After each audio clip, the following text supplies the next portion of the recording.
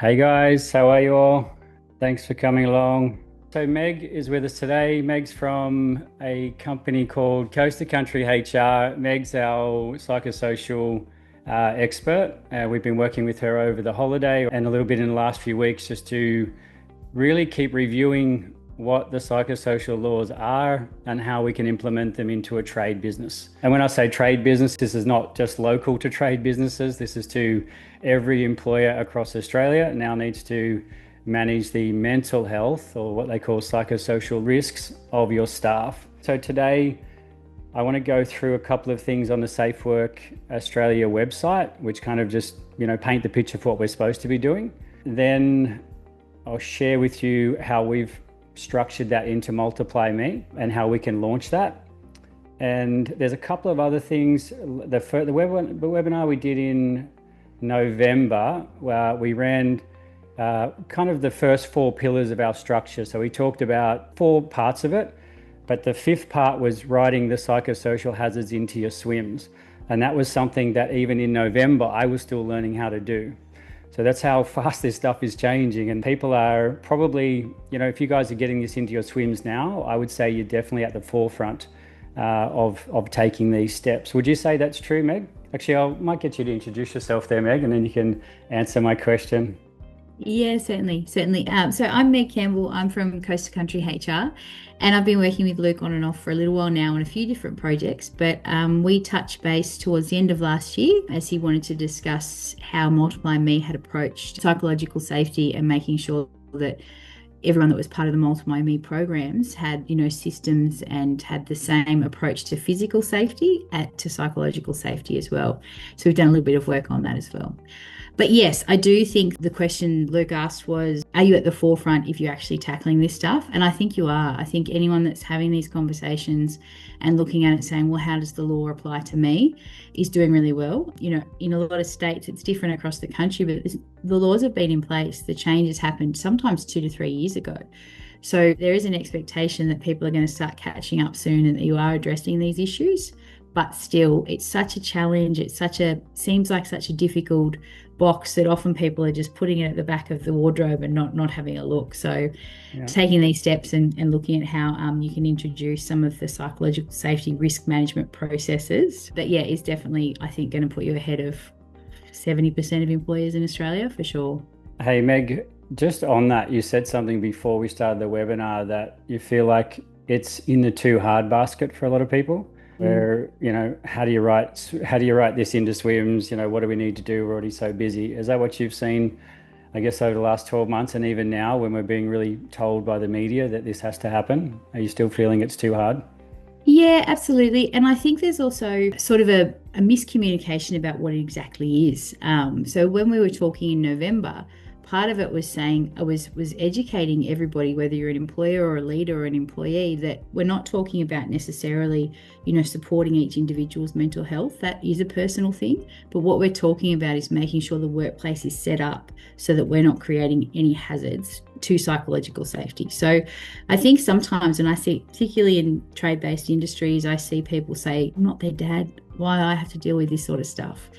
And part of that is saying it's not necessarily about, someone's personal mental health challenges. While that is important and it plays a part, it's more about making your workplace safe, just like we do for trips and slips and falls and things. So it is, the demystifying of it, I think, is really important. And that's what part of Multiply does for not just business leaders, but for the team as well. Wonderful. So I'll jump over here to a document. The first thing I want to move to is that the psychosocial laws are now regulated, which means that they are enforced. If someone has a mental health claim against your company and you have done nothing about it, I believe that there is penalty and fines in place. Is that right, Meg? Just as if you hadn't managed risks around fall from heights or moving plant, it'd be the same thing. Yeah, okay. Do you know what those fines are? Yeah, so they're the same. They apply the same penalties and the same court process as if it was a physical injury. So they differ based on the severity and things like that. Okay. So, and what Meg just said then is treating psychological safety as the same as, someone falling off a roof and getting hurt. So that's been a jump for me over the last few months. I've been really understanding what that means. So First, I want to jump over to the Safe Work Australia website. Let me just bring this one up for us. I just point this one out because it helped me understand, well, what are the hazards? Like, I know, fatigue, bullying, that sort of stuff, but I didn't really know all the other stuff that fit in around it. So if you jump on the Safe Work Australia website, this here is a pretty good list to just get a view of like what they are. So job demands is something that I've never had written into a SWMS. Does your job actually place undue stress or difficulty on the person? So job demands, the things that stand out here for me were job demands, poor support. I mean, I think we've all been exposed to that at somewhere along our line. Lack of role clarity. This is a new one for me. That's I know about it, but I didn't realize how important it was. Something that when I went through one of my accident cases was the investigators were very focused on where was the employment document? What was the guy actually employed to do in your business? Was he supposed to be on that roof, or was he supposed to be where he could get hurt? That's the first determining factor to see whether you put this person in kind of harm's way. Would you agree with that, Meg? Yeah, absolutely. So it's from a people management perspective. I think part of the reason it's in there is, as you say, has he been given clear instructions on what his role is? Has he been trained? Is he capable? Does he hold the appropriate tickets? That's sort of the work health safety slant. Yeah. And then from a psychological perspective, does he have the capability to perform his role? Is it creating unnecessary stress? Is he, able to wake up in the morning and know what he's doing, which creates a certain level of mental clarity? Because if we don't have that, we all know when we're running around, what do they say, like a chook with the head cut off, when you're not clear exactly what you're supposed to be doing. Yeah. So they recognize that adds to stress, which can be considered a psychological hazard. Yeah, okay. Just relating that back to my scaffold company, we had three very clear roles. One was called a ground runner, very obvious what that guy did. He didn't get off the ground. And then we had team leader, where they had some more responsibilities. And then we had our supervisors. So I remember we had an accident to one of our team leaders who was allowed to be where he was. So that was really the first hurdle we had to get through, was he allowed to be standing where he was when he got hurt? And when we went back to the role document, it said, well, yes, he does, access these particular heights. So I feel like sometimes, actually every demo I give, not even sometimes, every demo I give to a new potential customer, I feel like when I start talking, they just go like, Luke, this is just far too much. And I think that happens a lot when we talk about this. The rabbit hole is quite convoluted. But again, something we've tried to do with Multiply Me is understand all of this, but then take a step back and say, well, how does that just work simply within our business? So try not to get too, overloaded with what we're going through, but you might pull out a gem where there might be something you can, address in your own business. Oh, I just wanted to add that not all industries have the same level of these risks. And I think everyone can probably look at that list and think, oh, wow, a lot of these are really related to construction, trade-based industries, to civil industries. So there's sort of an added layer there for I know not everybody's in the trade-based industry, Multiply Me, but yeah, a lot of organisations are. So when we look back at the big statistics for mental health challenges and sometimes drug and alcohol use within the industry, sometimes we can draw that correlation to some of the additional stresses that are found in this unique line of work. Yep, agree. The other one that stood out for me too here was inadequate rewards and recognition. And I think most people try and do, your employee of the month or those sort of things, but that might be another one to think about, how you're running your regular events and how you're giving accolades.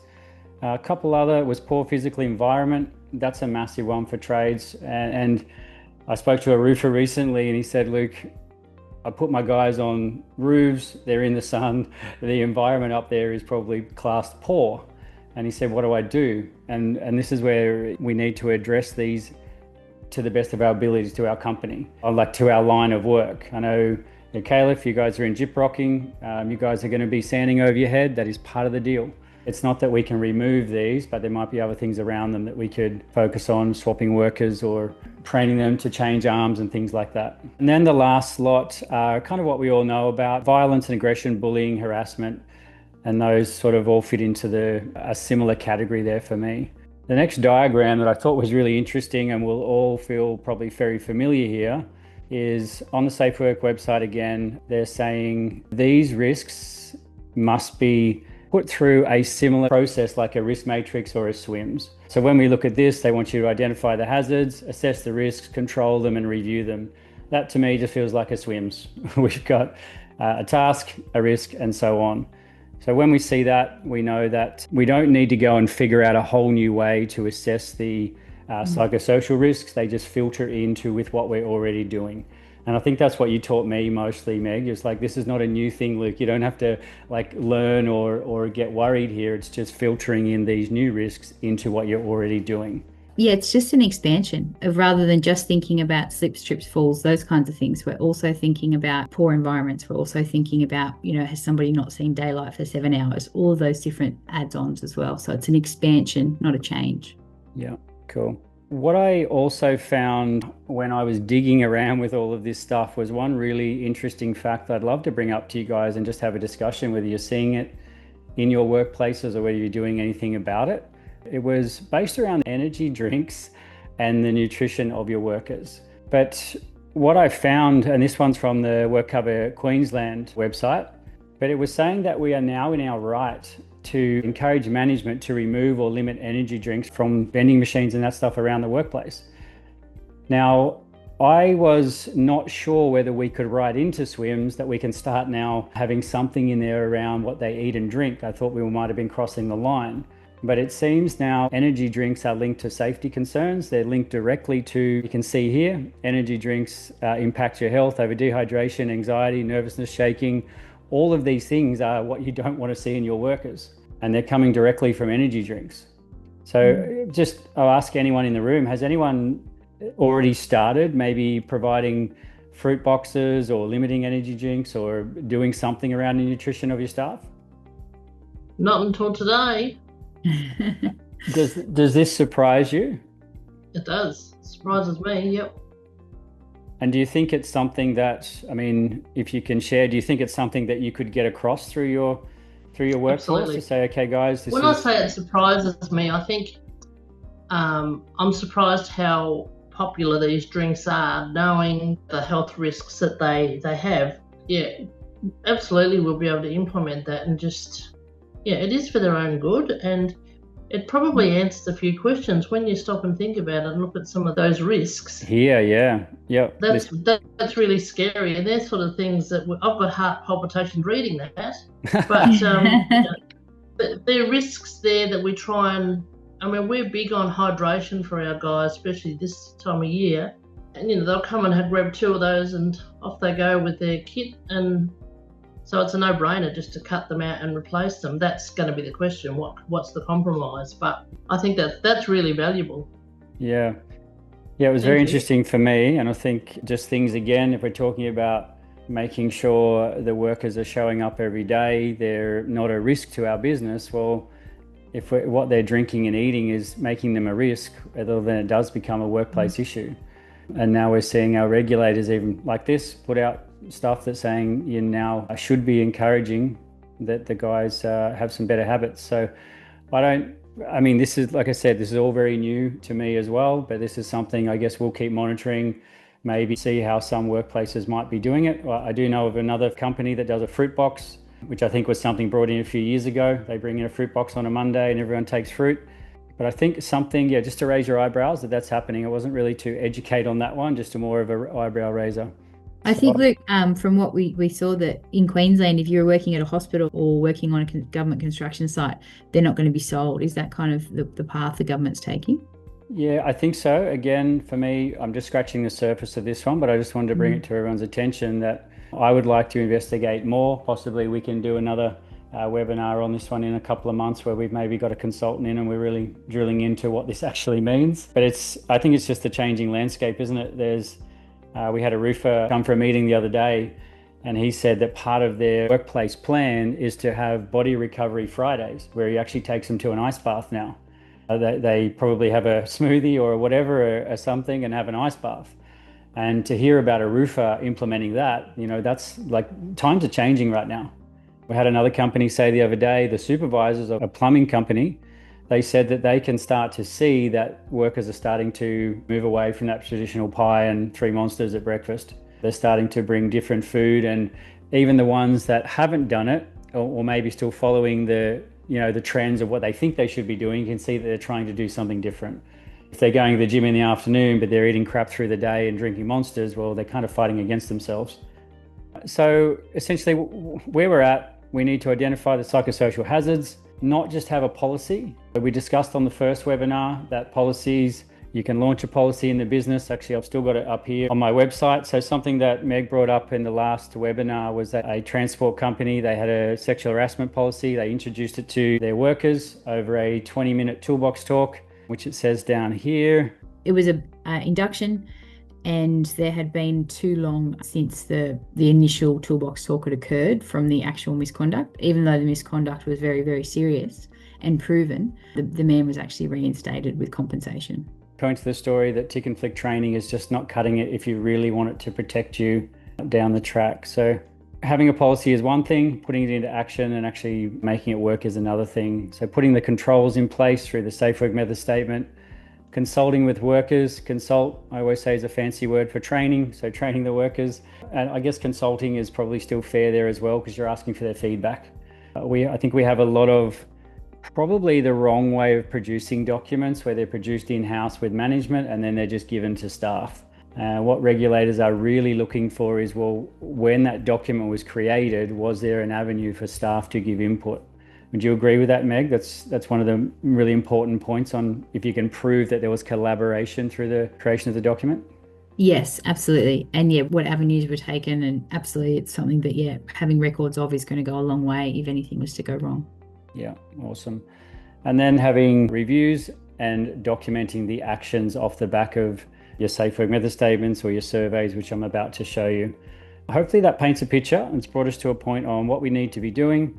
Now we can start looking at, well, how does this implement into our business in a fairly easy fashion? And it gives you massive compliance on the back end where there's a lot of sign-offs and provable sign-offs, not just signatures on paper. So I'll walk through the pillars again. I'll go through these, Meg, and then I'd love an overview of what you think of them. So when I boiled this down into something that I could run in my scaffold company years ago, I was like, well, how does this actually work? We're busy. Meetings are hard to get everyone in one place. I'm not great at talking about mental health, and the guys listening probably don't want to listen to me anyway. So that was the kind of challenges I used to think about. But now pillar one is just having the conversation. And instead of doing that always in person, we've got a bunch of mental health videos on the platform, which are really cool. They are making a good impact. They're made by other tradies. You guys have probably seen 1 or 2 or 3 of them by now. This just keeps the conversation active and not reactive. I think we're very good at something's gone pear-shaped and then, okay, bring that person in, we have a chat. But if there was some little gems or support that was shared before that, it may not even derail, it may not even become a problem. So that's the pillar one. And then because they're videos, you have evidence. So the evidence, I know that we're trying to create for our businesses, but if we're doing the right thing on the front end, we shouldn't have a problem anyway. We'll probably negotiate a good portion of these things that could come through the door. But if you ever did get the knock on the door, obviously you could jump into Multiply Me and prove very quickly with a click of a couple of buttons. Here's my team for the year. Here's how many mental health topics that we've touched. You could have, 50, 60 or 100 topics that have been related to that over the year, which is just going to be fantastic. And I will just say as well that what we've built here is a foundation, but you guys are obviously still going to have your conversations with staff, which I would only just say, please document them as well. If there's something you're doing additionally, make sure that I spoke to a builder yesterday. He said, I just keep a diary and I just journal log everything that I do. And I thought, well, that's a good start. There's proof of, a regular behavior in there. Meg, have you seen, what would you like to see people do for their one-on-one chats or their, other things they might be doing? Is there a preferred way you'd like to see it documented? I just think anyone who's able to document is doing so well. Is already winning the race. Yep. Yeah, absolutely. I mean, myself, I like to do it, particularly when it's the informal check-in style things. I put it in the calendar and make sure it's there. So you've got the record, you've got the time, and allows you to put notes straight in, Generally, our calendars are pretty protected. You do have to be careful if it's on shared computers because there's privacy issues. But I find that a really healthy and quick, easy way to do it. You can save, you can update, you can change, you can print with the dates, all of that. But just pen and paper is great as well. Yeah, however it can happen is important. Okay. Have you seen that help people through investigations where they are under investigation? They're like, well, where's all the evidence? Maybe they shared some videos on Multiply Me. Would those extra documentations of the human touch side of things help? Yeah, absolutely. Because I think that's important too. Like while systems are so important for education and for record keeping as well, we still need our managers and our leaders to be leaders within the business. So those sorts of things just strengthen it. As I think you're showing, it's a system. It's not just one thing, like just send the videos out and don't worry about everything else. It's all sort of working together to ensure the support's coming from lots of different angles. Okay. I'm just thinking now as we chat, it may be something that we could introduce into Multiply Me as a psychosocial log, where if chats in the business have been had, it could be logged into, say, maybe one running document, and they can tag employees or supervisors to each one when they were involved in the conversation. Could you see that being helpful? Yeah, definitely. Okay. Because people just want a system to follow. I think, especially leaders, whether they're new or experienced, just want to know, this is how I do it. I follow this process, and I'm sort of meeting my expectations. Yeah, that may be something we can build in. Now I'm having that chat. Cool. So keeping the conversation going with the videos, no stress on you. You don't have to think about the content, and people can view these in their private. They're at work, but they're in their own mind. They're not having to feel like they need to share or be targeted. The second one is the workplace wellbeing survey. So part of understanding if your staff are feeling okay is actually asking them. Now, traditionally, if we put 10 men in a room and ask them how they're doing, it's probably going to be, she'll be right, mate, we're all good, and nothing really comes out. And that's the culture we're probably exposed to. It's changing, it's definitely changing, but these videos, so we've had a couple of people, I think Cherie, on the call here, you said you went through the survey recently and you found it non-intrusive. You thought it was a really good level of asking enough questions, but not too much. Was that right, Cherie? That was great. It was really good. Yeah, awesome. So you'll be launching this, I would say, in a month or two when we get you up to that stage. But yeah, it was good feedback that you went through it and said it was feeling good. Yeah. So we put a lot of work. This isn't just not 5 questions or 10 questions we put together. We spent a lot of hours understanding where is the line that we can send this survey out and not offend anyone, but get enough information that the business could see any potential risks and then they could act on that.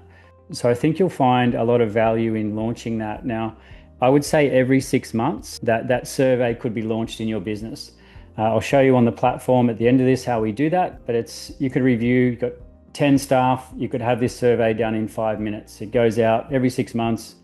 The guys know it's coming. They answer the questions on their phone, and potentially 90% of people say everything's cool, no problems. You might have 1 or 2 follow-ups that you'll need to do with the data that you find. That'll be something that you'll need to do on your own back to say, okay, we've seen some cracks here. We're going to address these in a certain way. And can I just add, Luke, based on that wellbeing survey, I think if you come back to feeling overwhelmed by this, what the wellbeing survey does, I think, and why I think it's such an important part is not only is it meeting your work health safety legislation requirements to consult, you're asking your team, where are the issues? You're asking them where are the big problems for you as team members that are doing all different roles in the business. So it's the start of your risk management process. It's actually giving you that insight so that you don't have to go back to that first website we were looking at and say, okay, there's 12 things listed here. Let's just go top to bottom. You can actually say, well, this is the biggest problem for my team, or this is the biggest problem for the field team. This is the biggest problem for the workshop. And you can really understand where your risks sit, and then you can address it just like you do with physical risks on a risk rating basis of, okay, well, this is obviously quite extreme, something that's been identified versus, we're coming down to not having good enough ceiling fans or something like that. So it's really giving you the broad spectrum and allowing you to focus your energy and focus your time without feeling like you have to do everything. It sort of helps in that way. Good point. I think that would be interesting for me. I mean, I work alongside everybody that's going to be launching this, so it might be something that when we review those answers that we make sure our SWMS that we're now writing in-house are, collecting all of those common ones. Okay, so the survey can be sent out, super easy, already prepared, a short video. I think it's 8 or 10 questions and works a treat. The next pillar is training your leaders. So if your supervisors and leaders don't know what to look for, they're just going to completely miss the signs, and then it's going to end up in a mental health claim. And that's really what all this is about. We don't want it to get to that point. It's not good for the person, it's not good for the business. There's so many little gems at the start that if you know them, you may be able to spot something and pick it up early. That person feels like they've been seen, acknowledged, problem fixed, and they actually become a better employee to say, holy cow, the business has recognized how I was feeling, they've done something about it, and all of a sudden we're sailing again. That is going to be the real world result of actually picking up these things early.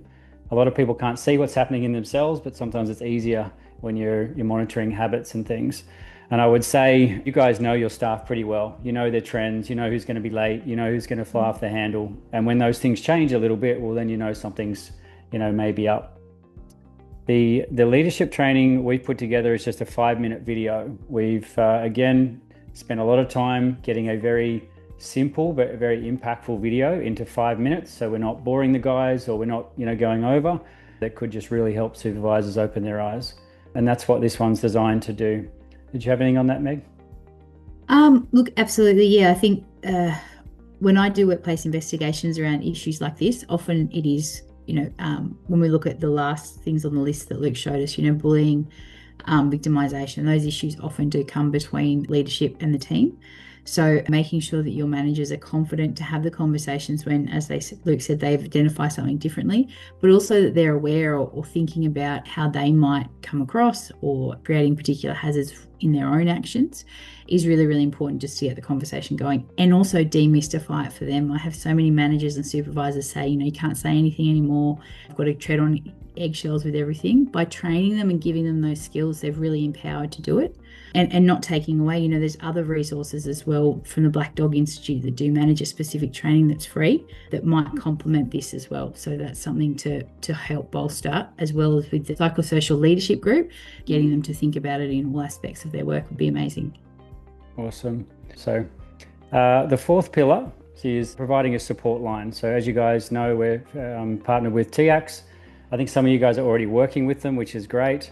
But just having that support line, TIACS has now created their name as being the go-to place for tradies, where it might have been before the Black Dog or Beyond Blue. It's not that you can't use those, it's just that TIACS is very tradie specific. They understand the grind of shoveling dirt all day and what that might feel like. Cool, so that's the 4 pillars. Hopefully that we've led you through that and we're all on board. The 5th pillar that we didn't have enough information on at the first webinar was, well, how do we put this into a SWMS? So we're going to dive straight into a SWMS here and take a look. And for those of you on the call who don't know, we've started producing industry SWMS packs for nearly 15 or 16 different trade categories at the moment, and we'll keep building them. Something that we've tried to do in our SWMS is get them more sounding like a training manual. Because we've taken the approach of making your SWMS, where this came from was, if there's an incident, your SWMS is one of the most important pieces of paper. And for a long time, I feel like SWMS have just been a little bit of a, get something written, submit it, get on the job. Not a lot of, and me included, I didn't even know it was in my SWMS. It was written by someone who I paid a bit of money and I put it in and I thought I was good to go. These SWMS, we've used them as the training manual for your business as well, not just a document that people tick and flick. Companies that are using Multiply Me can now use our written SWMS plus the video doc versions, which those videos can create a really strong onboarding system for your business. Now, I'll just concentrate on one particular SWMS that we wrote over Christmas, which was called Environmental Conditions and Wellbeing.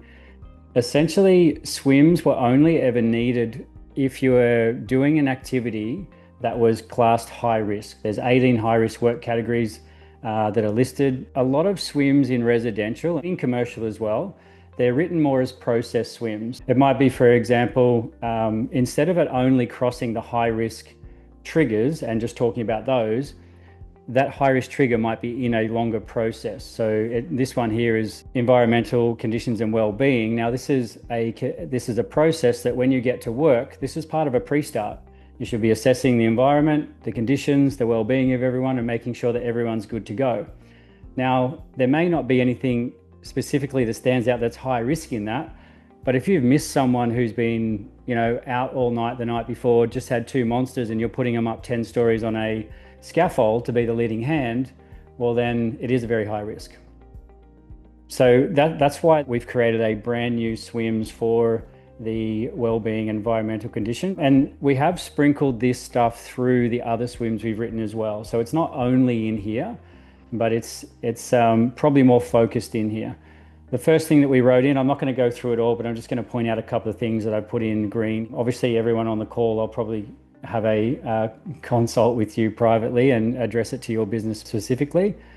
But getting to work in the morning, your supervisors and your managers actually asking the guys, are you guys fit for work today? Like that's a legitimate process. It should happen every morning. Now, if it's not happening through face-to-face, it could be done through a QR code where they're doing a pre-start, which I think is quite often, maybe over my experience, guys are just going out to site, they're getting started, and there's no real official, was this person fit for work today? So having that in the SWMS, we know it's an official thing that we should do, and having some sort of, whether it's a human chat or a pre-start. Have you seen that neglected over your time, Meg? Yes, yeah, absolutely. And there's reasons for it too. Everyone's busy. It's not front of mind. It's not necessarily not wanting to address these things. And sometimes they're happening, they're just not being recorded. Yep. Or they're happening from the supervisor's perspective and he's not sharing it with everybody else. Yep. So the beauty of this is that it gets those conversations out there and sort of shines a light on some of the things that probably happen second nature, but we're documenting it now. Yeah, awesome. Exactly. The second one here, so the first three are all environmental conditions, heat, cold. But I've taken the liberty of putting in that we should be saying limit your usage of energy drink. We don't have any parameters on it. We're saying that if it's hot, increase your water intake for at least double, but limit your energy drinks. Now, again, these are things that are very new, so we're just kind of splicing them in on a very, I guess, subtle nature without any real parameters around them. Are you comfortable with that, Meg? Absolutely. I think, yeah, it's about education in the sort of fitness for work space for a lot of it. There's, we're not people's parents, but yeah, educating your staff as much as you can, I think, is the best approach at the moment, and putting in the formal documentation for sure. Yeah, awesome. So energy food and junk food as well. Again, I feel like this is just a very soft intro for us to put something in a SWMS because there's no clarification over what's junk food. There's not a lot of education. A lot of guys don't know what junk food is. It's something that when you're a trader, you just kind of grab what you do on the run. But I think just getting it into some capacity, whether you're using our SWMS, you'll already have it in. If you're using your own, I think you should be considering writing in these extra things as well. Another one definitely for well-being, which is covered very extensively in our other SWMS for concrete cutting, but respiratory, just making sure that the guys are aware if they're even doing simple things like sweeping, if they're in poor ventilation areas, opening windows. These things are going to impact how they're feeling through the day and whether they're going to faint, whether they're going to be safe, whether they're going to fall down a hole because they're dehydrated and haven't noticed. So we do have a little section on the air quality. And then this one, we put in slips, trips, and loss of footing. And we put in some what I think are more practical control measures. So keeping access instead of saying stop work, go home if it's muddy, like we're not going to do that. There's other things you can do. Lay mats down, boards, sawdust over heavy muddied areas. It might be lighting's the problem. And it may even be that you've got a building site which does have a big pond on it, which is pretty standard, but you just rope that off or put witches hats around it. It doesn't have to be a stop work event. As long as it's marked off, it's talked about or noted on the pre-start, I'm sure, and I'll get your backup, Meg, that we can still go to work. Yeah, absolutely. Absolutely. Cool. The next one, which you wouldn't have seen really in many SWMS, is scheduling the work hours. And this is just pretty simple. We've put in some parameters into our SWMS, which when people use ours, you can adopt these or we can modify them to you. But essentially just looking at the back-to-back overtime, have you gone past somebody's actual achievable hours? And is that putting pressure on them? Are they becoming a safety risk? Are they working a lot of weekends in a row? So the scheduling comes into it there. This is one that I found really interesting in my business, was discussing what was coming up in the next 2 weeks with my guys. Because I would find out whether, we could potentially push or whether we had to just pull back a little bit on the scope of work. Now, I'm not sure if you guys are doing that, but involving the guys over how they're feeling, what are the plans over the next month? Does everyone want a bit of extra overtime or, do you need a little bit of family time? Is it holidays or whatever? I don't know if you're having those chats, but I find them really inclusive for the team. And if they can dictate how hard they work, it gives them a little bit more ownership as well. The other one that you'll see, not in a lot of SWMS, but we've written our SWMS that it's a lot of shared ownership. we have not positioned the SWMS as a business and supervisor responsibility. This is the worker's responsibility as well. So in some of our control measures, we've actually stated, like this one here, workers to consider the proper rest they need outside to arrive, work and fit each day. Now, we can't tell somebody what to do. Somebody might have had a new baby, they're staying up, weeks and weeks on end feeding. But it is a consideration. If they're coming to work and they're doing physical work, they still need to understand what that's going to take from them. Have you got any points on that, Meg? Have you seen that ever written into SWMS before? No, I've seen it in lots of training, but not in SWMS. So obviously, work health safety responsibilities and getting that fitness for work understanding across the team, I think is really important. And this, putting it all into a SWM is great because it's language people understand, it's documentation they're used to using, and it's bringing those things to the forefront as well. And as you said, putting some responsibility back on people. I know I've got a client that has a lot of trouble with people staying up all night playing video games and coming to work with 3 hours sleep. And they're not abusing drugs or alcohol, they're just not getting enough rest. So it's very good to be presenting it like this in really simple layout and language. Okay.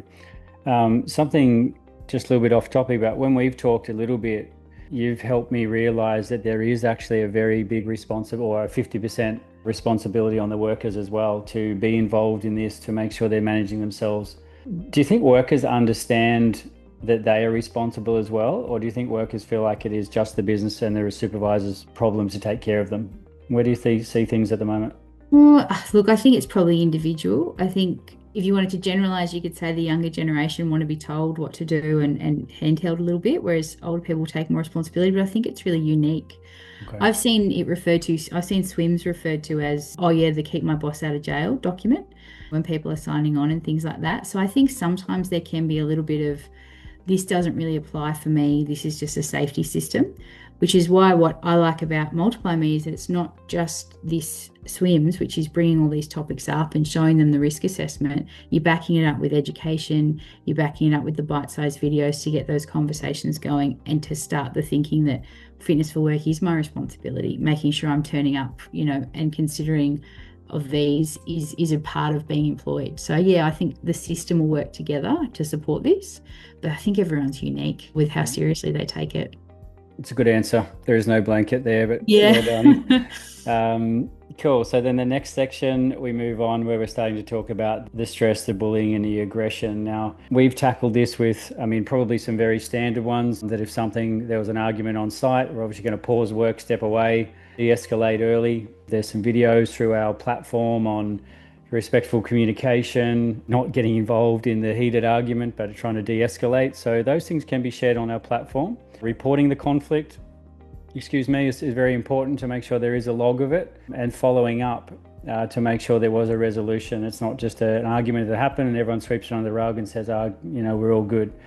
That'll sit there and fester until the next time those people get together and all those old stories come back. But the thing we put in here is an actual control measure is using Multiply Me. Share the videos, share the culture and the respect videos, because that is your communication. That's part of your training. And I think that's where it's so beautiful, this system. And sorry to be my own advocate, but you're talking about so many really important topics that you need to do by law, and you're really not having to do a lot to do it. And it's really impactful. I think what I'm seeing at the moment through a lot of companies, and Julie, you stepped up in the last meeting and said there is a shift in the guys. Once they watch the video, they remember them and they're shifting their behavior. Have you seen that continue in the last month, Julie? Absolutely, yeah. I'm very surprised how well they adapted to it. But even those last few things, like learning about the energy drinks and the checking on each other before we get to work and that, and the hours we work, because I'm a bit of a workaholic. I hate walking away, but I know when I do, I'm much more productive. I think that's a really good reminder for all of us. At management level, every business owner works 40 hours more than anyone else. And they still come to work and do everything, but it's not always the healthiest way to do it. So I think that's a really good way of managing. Then you get people that stay at work just to drag out and earn some more money. But there's a balance there. And I think if that starts to become part of your culture, as whatever else we're doing with Multiply Me is, it certainly improves our business, the quality of our business and our workers. So I think you're doing an amazing job. Thank you, Julie. Wonderful. You didn't pay me to say that, by the way. No payment.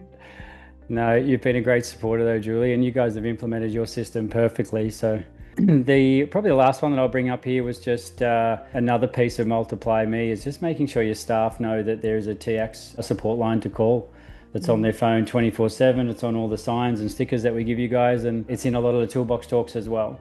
So running all of that together, mapping those things into your SWMS, some of the things that you're doing, like launching these toolbox talk videos and doing the survey, these are actual control measures now that go into your SWMS. And I think, you know, for you, Caliph and Sheree, you guys have adopted our system. Hopefully you can see from this that it is actually all intertwined together. It's not just to have SWMS or toolbox talks or a survey. It actually all filters into one ecosystem, which keeps the worker safe and keeps you guys compliant. So that's just a run through. If you guys want to have a one-on-one meeting, if you're not using our SWMS and you want to see, well, how do these splice into yours, more than happy to have those consults. I think, you know, my door's always open. There you go. You can book me anytime. Now, on your platform, you will see now in your knowledge bank. So we've gone and set this up for everyone. If it's not there, please let us know. But you'll see a new folder called Psychosocial. If you go into your library, you'll see that one. If you click on that, you'll see two videos. One is your wellbeing check, which is the survey, and the other one is the 5-minute training for your leaders. Now, what I would suggest to do is jump over into your groups, set up two groups, one called leader training, psychosocial leader training, and psychosocial survey all staff. And then with the leader training, you're going to jump in this one. You're going to grab all your leaders, anyone that you would like to train on what to look for, add the video, and if you use the right type of group, which is an instant send, that will go out to your team. Now, that only needs to be for your leaders. It's not for everybody. So pick your supervisors and whoever needs to see that. And then I would say every 6 months, you would probably ask the guys to rewatch the video. Now, this is only one video. Like Meg said, there's other stuff on the Black Dog website. There might be some other training. There might be some other videos on YouTube that you've found that you want to put into your leadership training as well. The other one is the survey. So create a group for your survey. From here, you're just going to add everyone in your company. If you want to do a full company-wide survey, add them. And as soon as you add them, the survey will send out. Now, when you send out the survey, I would definitely be telling them that it's coming. I would make it a public announcement that there's going to be a survey out. They go through that. Hopefully you get everyone through it within a week or so, but you will need to look at the results of that. So I can't show you on here, but what I will show you is where to find it, because I've actually launched this with my own team and this is my live account, so I just don't want to share any of their results. But if you go on the survey, there's a little button here called responses. You'll just see a feed of all the responses that come in from that survey, or you can go to the documents and reports and create a report on that.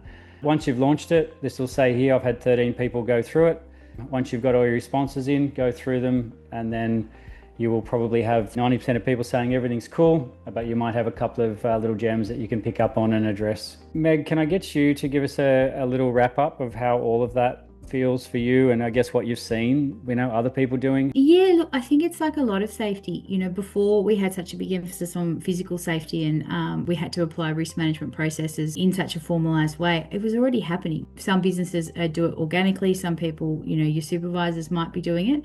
This is allowing some of the support and the managing to be brought to the front, to be talked about with the team and to be recorded. So it's a really absolutely positive system that is, I think at the start we talked about whether you're going to be ahead of the rest of the ball. Yes, I think so. A lot of businesses are trying to look at how they might manage it, and they have a respect at work policy or a psychosocial hazards policy and procedure, and then that's it.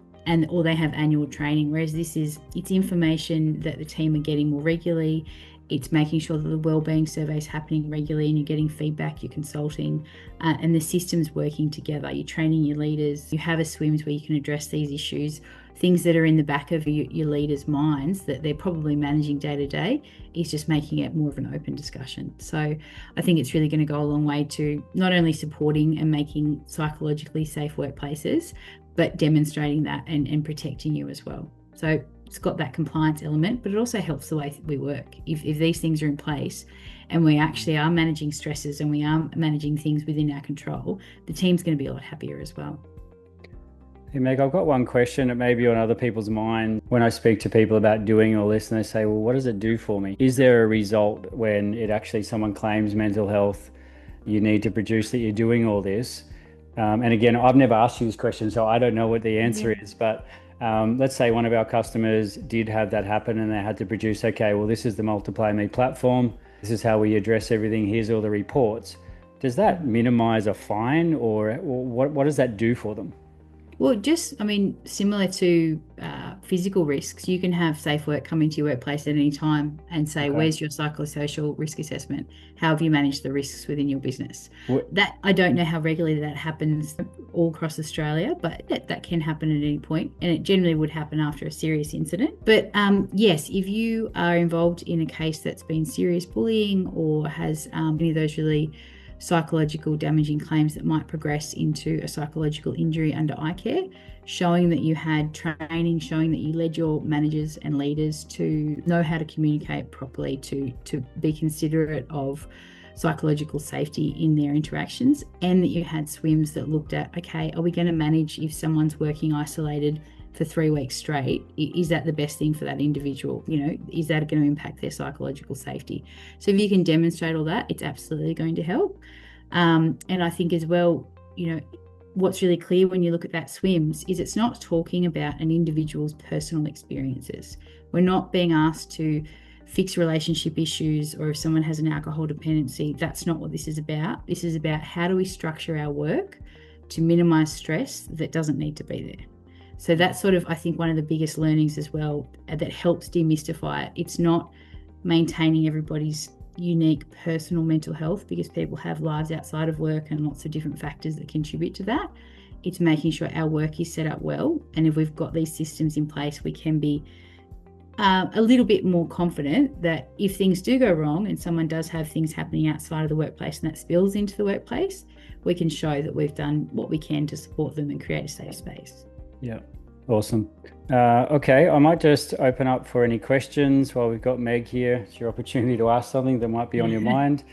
If you have a question, just jump in right now, take yourself off mute and ask, or even if you'd like to give us a few notes or feedback on the webinar. Okay, Caliph and Sheree, Yeah, no questions, I think, but thanks for just clearing everything up. It's quite, just to get all our things in place, and like we've only just started with Multiply Me, so it's exciting, but I think it's like you guys are saying, it's about the training for the team, more than just covering yourself, which is also important as well. But yeah, it all makes sense to us, and I think even updating our SWMS with you recently and just sort of tweaking things that sort of suit our needs as everyone else would have as well. Yeah, it's a big help, so that was great. Awesome. Thank you, Caliph. Appreciate it. Cool. Well, just before we wrap up, we'll give you an idea on what's happening next. The implementation of this, we've set up the folder in your knowledge bank. The videos are there. If they're not there, please reach out and tell us. But it's really up to you to decide when you want to launch that and how you do it. If you'd like to chat with me about it and get our support, more than happy to do that. But it's all sitting there ready for you to use. I would just say to watch the video yourself first. Go through the survey yourself first, maybe get someone else to do it, and then pick a day in your business where you're going to send it live. Then what's coming up next? So silica has been a huge topic over the last few months. We get a lot of people asking, what is the go here? Something that I learned recently, which is going to change every building site, that what we found out that even minor drilling into concrete, so if you're fixing dynabolts, any sort of drilling, grinding or cutting of any concrete now can create a silica risk, which has just changed the landscape. Now, we again have been reviewing this. We're working with Rebecca from Fit Test Australia. She's also making toolbox talks around mask safety, around how to fit them properly. And she's also going out to some of our members now and actually going in and doing the physical mask supply and then fit testing with the machine and giving the certificates, because that's what it's really leading to now. Pretty well anyone that I can see in building or trades that are going to have anything to do with concrete, as little as a electrician putting on a power point on a concrete wall, we now need to start thinking about, well, that's silica dust. So that's a very big tack that I think, or a very big pivot that everyone's going to have to go, okay, well, now we need to think about this. So again, we will do our research. We'll put together something that helps and works, and then we'll present it for you on the next webinar. So that's going to be in a month, and we'll have Rebecca on that one. So that'll be a a good one to come along to as well, guys. And that's it for today. Sorry to keep you for an extra 6 minutes. Appreciate you coming in and having a chat. And Meg, as always, I know you're very busy and lots of things to do, but I love having you here and just having your very calm approach on the call. I love the way you speak, and really good for me and the others to just hear that as a professional in the room, we respect your position, and you know what you say we really listen to. So thank you. Oh, not a problem. Lovely to be invited. Thank you, Luke. Wonderful. All right, guys, so let's sign off. Go and kick some butt for February, and we'll see you in March for another webinar. Thank you. Thank you. See you later, guys. Bye-bye.